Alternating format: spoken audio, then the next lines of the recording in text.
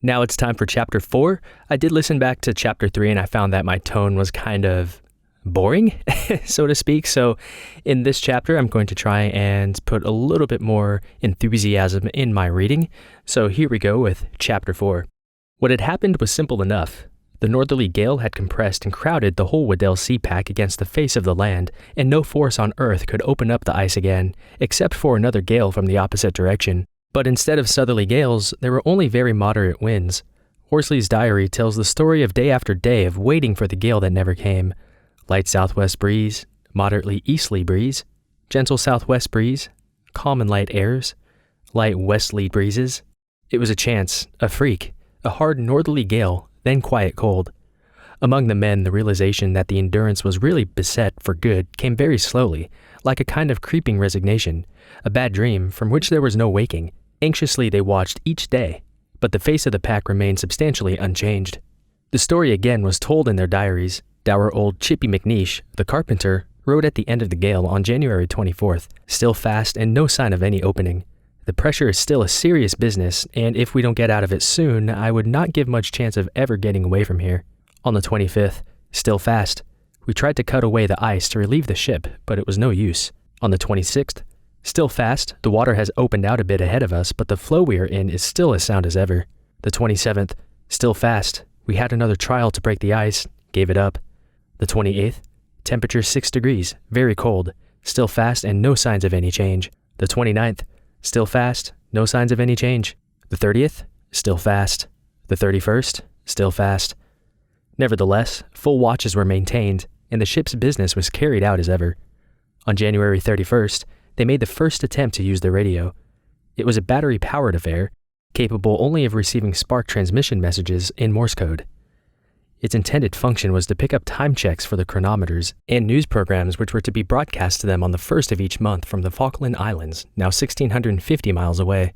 In view of the distance to the transmitter, Hubert Hudson, the navigator, and Reginald James, the expedition's academic-minded young physicist, did all they could to increase the range of the set. They attached an extra 180 feet of wire to the antenna and soldered all the joints to improve the connections. At 3:20 the following morning, a small group of men gathered around the receiver in the wardroom.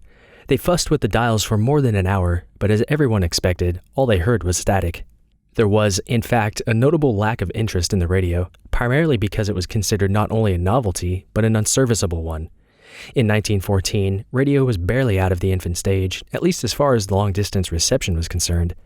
Nobody on board the Endurance expected very much of it, and they were neither surprised nor disappointed when their expectations were realized. Had the radio included a transmitter so that they could have broadcast news of their plight and position, the attitude of the crew might have been very different. 2 or 3 times early in February, they tried to free the ship when cracks developed reasonably close to here, but those attempts failed completely. Then, on February 14th, an excellent lead of water opened a quarter of a mile ahead of the ship. Steam was hurriedly raised and all hands were ordered onto the ice with saws, chisels, picks, and any other tools that could be used to cut a lane through the floes. The Endurance lay in a pool of young ice only about a foot or 2 thick. This was systematically sawed and rafted away to give the ship room to batter at the floes ahead. The crew started work at 8:40 a.m. and worked throughout the day. By midnight, they had carved out a channel about 150 yards long. Early the next morning, the men resumed the effort, working more desperately to reach the lane of water before it closed. The ship was eased astern as far as she would go, then thrown full speed ahead toward the floes. A V-shaped slot had been sawed in the ice so that the bow of the ship might split the floe more easily. Again and again, she slammed into the ice, throwing a wave of water up over the floe, then staggered and rolled and slipped backwards. Each time she bit off a little bit more. The crew on the ice hurriedly threw wire hawsers around each chunk, some of them weighing more than 20 tons, and the Endurance, going full speed astern, dragged them back and away in preparation for another run. But she never had a really good crack at the floes ahead. There was always too much loose ice floating around her and freezing up. It showed her repeated onslaughts and softened all her blows. At 3 p.m., after she had smashed 1/3 of the way through the 600-yard ice field leading to the open water, it was decided that the expenditure of coal and effort was useless. The remaining 400 yards of ice was 12 to 18 feet thick, and Shackleton, abandoning hope of getting through, ordered the fires let down. Still, the crews refused to give up, and during their watches turned out on the ice to continue cutting away at it. Even frail Charlie Green, the cook, hurried through his bread making to join his shipmates trying to saw the ship clear. But by midnight, the volunteers themselves could no longer deny the hopelessness of the task, and they returned to the ship. Green made hot porridge for all hands to warm them up before they turned in. The temperature was 2 degrees above zero. Greenstreet, always plain-spoken and never one to dodge the issue, summed up the general feeling in his diary that night. In a tired hand, he wrote, "Anyway, if we do get jammed here for the winter, we shall have the satisfaction of knowing that we did our darndest to try and get out." Their time was running out.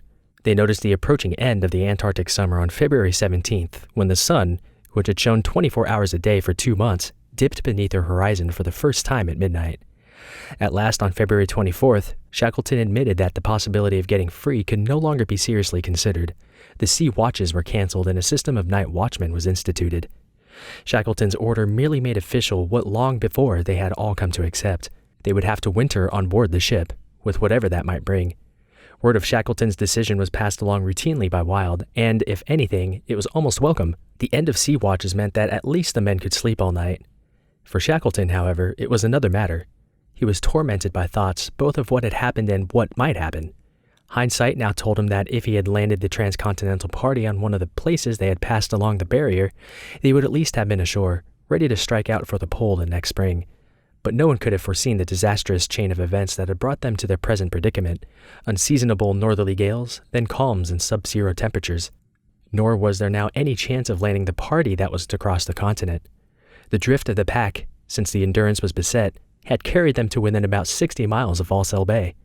A tantalizingly short distance, it would seem, but 60 miles over hummocky ice with God knows how many impassable tracts of open water in between, carrying at least a year's supply of rations and equipment, plus the lumber for a hut, and all this behind sledges drawn by ill-conditioned and untrained dogs. No, 60 miles could be a very long way indeed. Even had there been no obstacle to putting the transcontinental party ashore, this was hardly the time for the leader of the expedition to forsake his ship and leave others to see her through, assuming she would get through. She would drift to the west probably, under the prevailing winds and currents, but how far? And to where? And what would happen when the breakup came in the spring? Clearly, Shackleton's duty lay aboard the Endurance. But that realization did not lessen the bitterness of the fact that the Imperial Transantarctic Expedition's chances of succeeding, while always uncertain, were now 1,000 times more problematical. He was careful, however, not to betray his disappointment to the men, and he cheerfully supervised the routine of readying the ship for the long winter's night ahead. The dogs were removed to the floes, and individual dogloos built for them of blocks of ice and snow. Warm winter clothing was issued to all hands, and work was begun to transfer the officers and scientists from their regular wardroom area in the deckhouse to warmer quarters in the between-deck storage area. They moved in early March and christened their new quarters the Ritz. The conversion of the Endurance from a ship into a kind of floating shore station brought with it a marked slowdown in the tempo of life. There simply wasn't enough for the men to do. The winter schedule required of them only about 3 hours' work a day, and the rest of the time they were free to do whatever they wanted. Their only really vital task was to lay in a large supply of meat and blubber. The meat was needed to feed both men and dogs over the winter, the blubber to be used as fuel to make up for the overexpenditure of coal on the trip south. During February, it was easy. The floes in every direction teemed with life.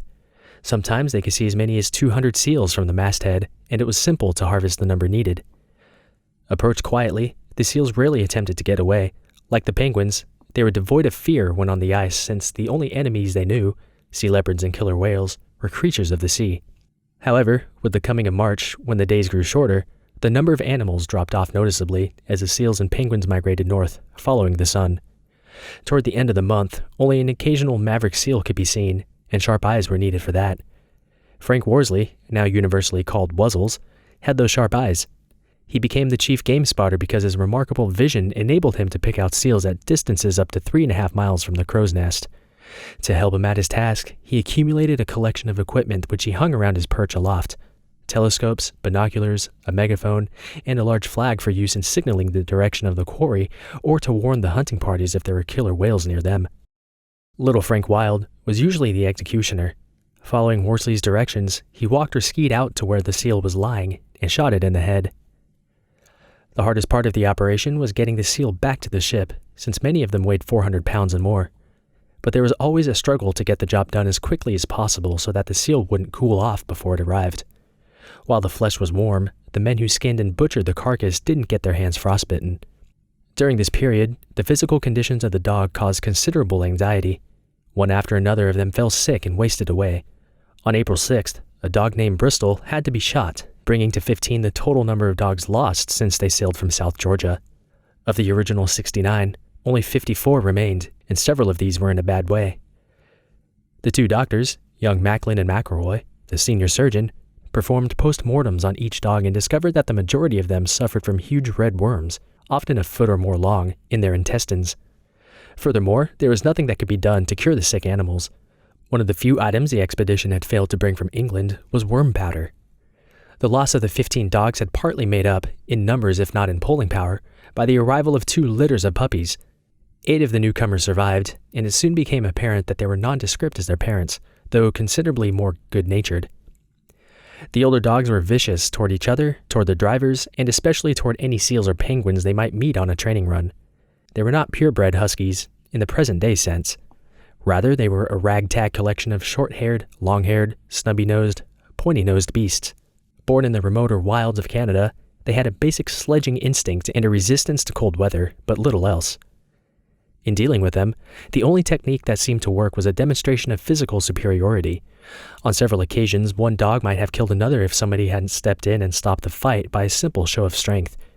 Macklin, though a gentle individual by nature, developed a technique that was more effective than almost any amount of effort with a whip. He simply struck the aggressor dog a thudding uppercut under the jaw with his mittened fist. No harm was done, and the animal invariably was stunned into letting go of its hold. Early in April, Shackleton decided that permanent dog drivers should be assigned with full responsibility for their teams. These posts were allotted to Macklin, Wild, McElroy, Crean, Marston, and Hurley. Once the teams had been parceled out and were training regularly, the whole crew developed a great interest in the dogs. There was keen competition each day for the positions of assistants to the sledge drivers. These training sessions were also put to the practical purpose of sledging seal carcasses back to the ship on the infrequent occasions when seals were killed. But these occasions, unfortunately, were becoming very infrequent indeed. Nevertheless, by April 10th, the party had accumulated 5,000 pounds of meat and blubber. Shackleton calculated that this would last 90 days, and would eliminate the need to dip into their supply of tinned and dried provisions until the middle of the Antarctic night, which was approaching very rapidly. At below zero temperatures, they had no worries about food spoilage. Fresh meat was automatically frozen. Throughout April, the sun sank lower each day, gradually shortening the hours of light. Though the pack remained generally quiet, their observations showed that the entire mass was on the move as a unit. It began slowly. During February, when they were newly beset, the pack had crept almost imperceptibly westward, parallel with the coast. Early in March, it gradually turned to the west-northwest and gained speed. In April, it swung due northwest and moved at an average speed for the month of 2.5 miles a day. On May 2nd, their position showed a total northwest drift since the end of February of 130 miles. The Endurance was one microcosmic speck, 144 feet long and 25 feet wide, embedded in nearly 1 million square miles of ice that was slowly being rotated by the irresistible clockwise sweep of the winds and currents of the Weddell Sea. Early in May, the sun appeared over the horizon for the last time, then slowly dropped from sight, and the Antarctic night began. It did not happen all at once. The gradually diminishing dusk grew shorter and less intense each day. For a time, a hazy, deceiving half-light remained, and the stark outline of the ship could be seen against the horizon, but it was difficult to perceive distances. Even the ice underfoot grew strangely indistinct so that walking became hazardous. A man could drop into an unseen hollow or collide with a hummock thinking it was still a dozen yards away. But before long, even the half-light disappeared, and they were left in darkness.